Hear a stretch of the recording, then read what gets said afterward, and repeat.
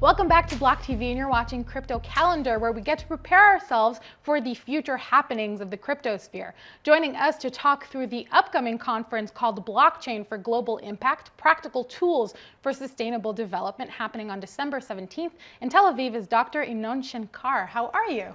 Great. Good morning. Good day to you. Good morning. It's great to have you on with us, of Thank you. course. Now, kicking this off, this is a big event for a very specific thing, I would say. So can you break that down? What is the goal of this conference? Sure. Actually, this is the very first time in which two very distinct, very unfamiliar to each other communities are meeting in Tel Aviv for a good purpose.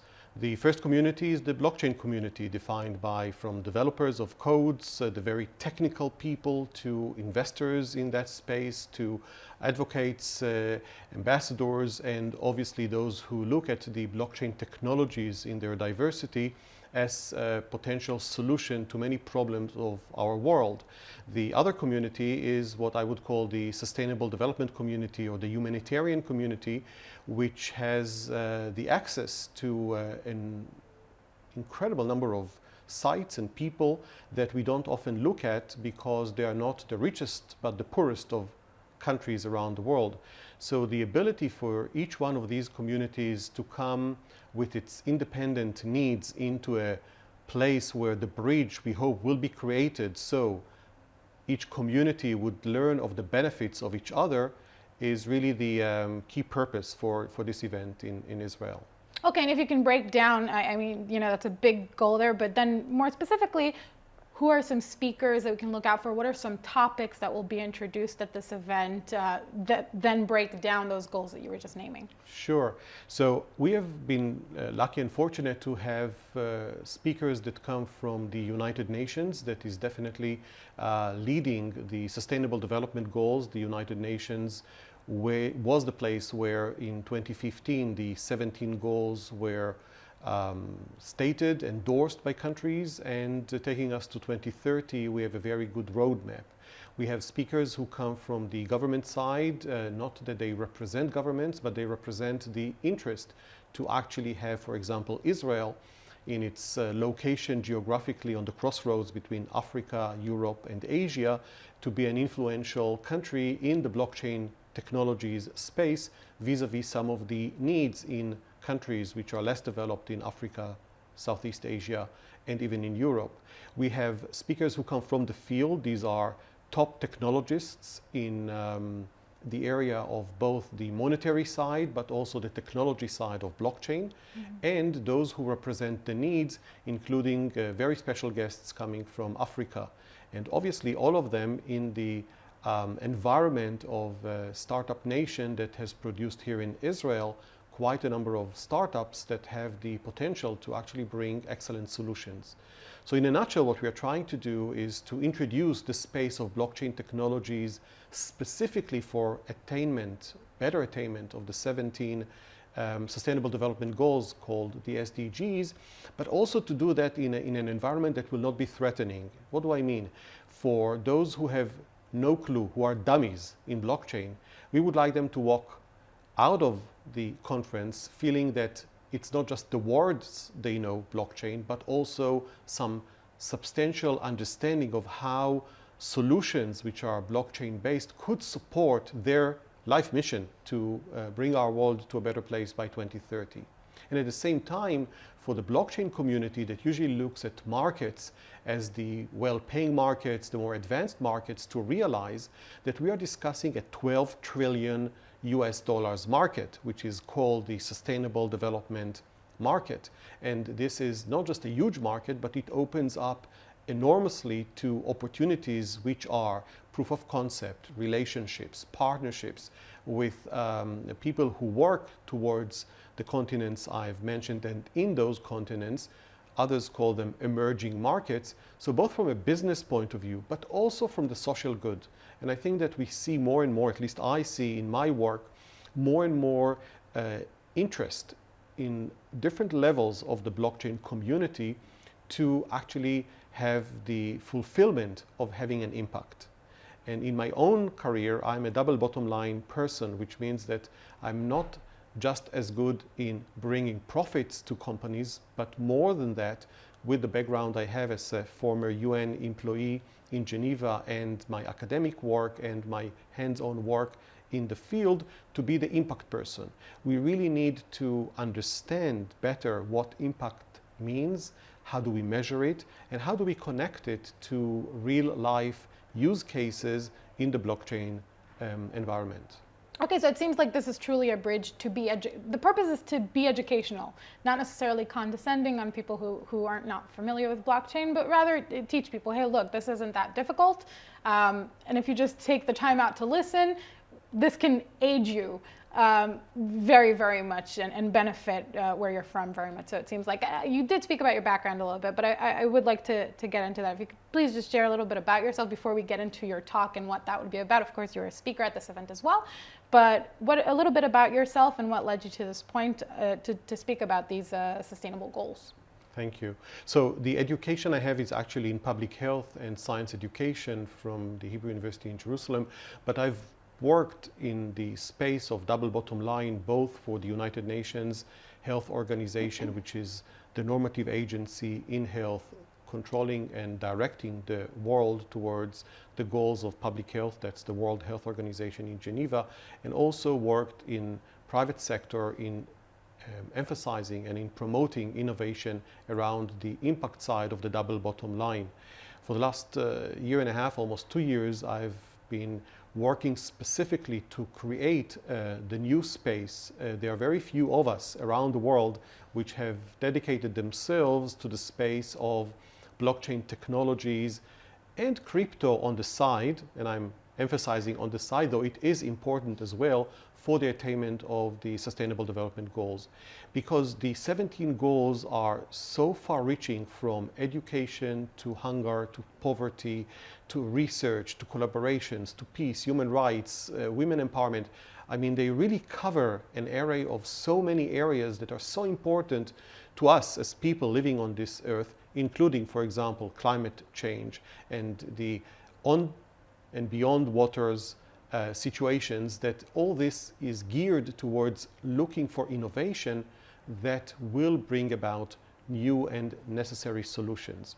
So the understanding that blockchain technologies could be part of the solution to many of the challenges our world faces is one learning that is now put into practice in trying to merge these two communities.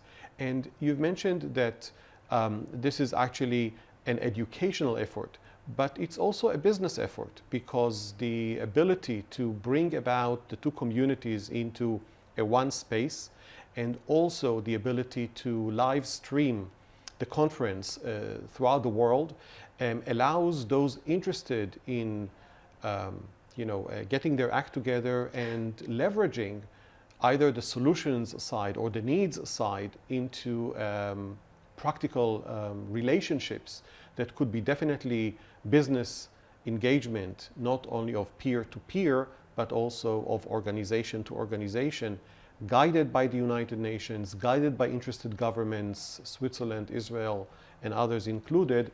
All that gives us a very great beginning of a journey that we hope will start here in Tel Aviv and take us further throughout the world. Now, I want to phrase this question in a way that doesn't make it seem very theoretical or like an existential crisis that we're dealing with here. But these are very real issues you mentioned as part of the SDGs goals. By 2030, are we already late in waking up? An excellent question. The answer is that when you work towards improvement of anything, you're never late. You must start at some point. And interestingly, your question comes in the perfect timing, because the struggle of all countries in the world this week, actually in a different place in Spain, is around climate change and trying to reach an agreement about how could we save our world from the increased centigrade degrees that we are already seeing. So are we late because we are already 1.5 Celsius degrees beyond what used to be before the first revolution, which has been the industrial first revolution to date? No, we are actually lucky to acknowledge the fact that we have the ability to recognize what blockchain technologies have made in the last 24 months. We are talking in months, not in years, and the roadmap that is in front of us. And building the bridge between the two actually could speed up dramatically our work towards that end. Without that bridge, it will take just much more time, but no, we are never too late to do good for our world and to impact it in a positive way. So talking through how blockchain can then expedite that process, so to speak, gives us a little sneak peek, I think, into your talk at the conference, which is why the UN is embracing blockchain. So I'm going to throw that to you. If you can give us a little piece of that, a little taste. So why is the UN embracing blockchain, and what does that mean for us? So we have to recognize first that the UN is not just one nice building in Geneva or another very nice tall building in New York. The United Nations is a family of tens of thousands of employees, but more importantly of agencies and organizations. Some of them are familiar names like UNDP and UNICEF and UNESCO, and I won't name all of them, but these are organizations that have the duty, the role, and the possibility to be on the normative side, to be on the leadership side of anyone who would like to interact with the goals of the 2030 agenda, as they are called. It's not that they are alone. Actually, what is nice about the United Nations agencies, and that's part of the answer to your question, or to the question that I chose to deal with during the conference, is that the roadmap developed is not just titles. The 17 SDGs have specific targets and indicators. And what the United Nations agencies that are jumping into this field of innovation, and specifically blockchain, are doing is to embrace the issue of innovation in a smart way that, as an employee, a former employee of the UN, I have not felt was there a decade ago. Definitely now we see that for two reasons the United Nations agencies are kind of jumping into the field and embracing it very quickly. One, because they have to justify their existence. There is a lot of criticism about the UN as bureaucratic, useless. I can use other terms that people would use. Other negative terms. And they are mostly negative. And here suddenly we see that there is an opportunity for the young generation of managers at the United Nations to feel and understand that they are in a zone of comfort, to not only because of their education and upbringing within the environment of how important it is to innovate, but also with the ability to connect, even with the language used by their peers, who are the entrepreneurs and the people participating in the startup communities around the world advancing blockchain solutions. The second answer is that we are failing. You've talked about, aren't we too late? When we look at the last 4 years, 2015 was the launch of the 17 SDGs, we are failing as a world in actually advancing fast enough the solutions and the resolution of those issues that have been put forward by those who created or architected the SDGs. So what could help us be on a better track, faster track? It's innovation, and the recognition of that in the United Nations is there.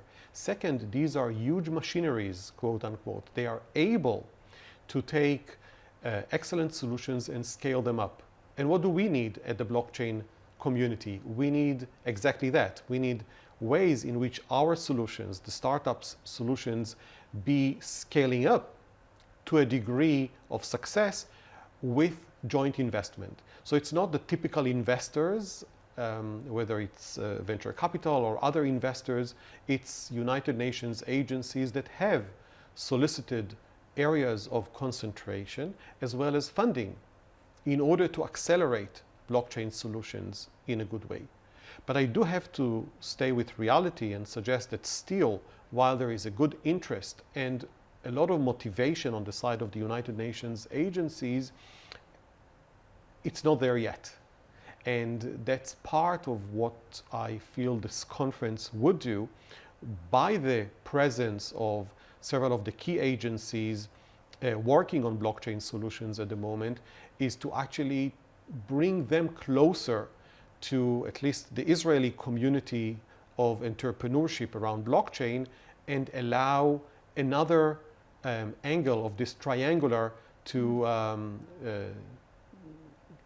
merge, to emerge as perhaps a three-party type of a journey based on one hand, if you want, civil society and companies, corporations that have made a decision to work on the impact side, the blockchain community and startups, innovators on the other angle, and thirdly is governments and obviously the United Nations.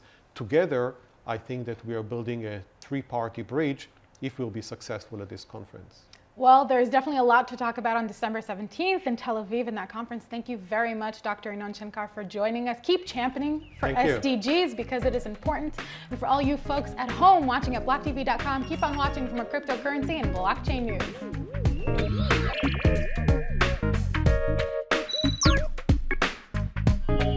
For more news and updates, follow us on Twitter.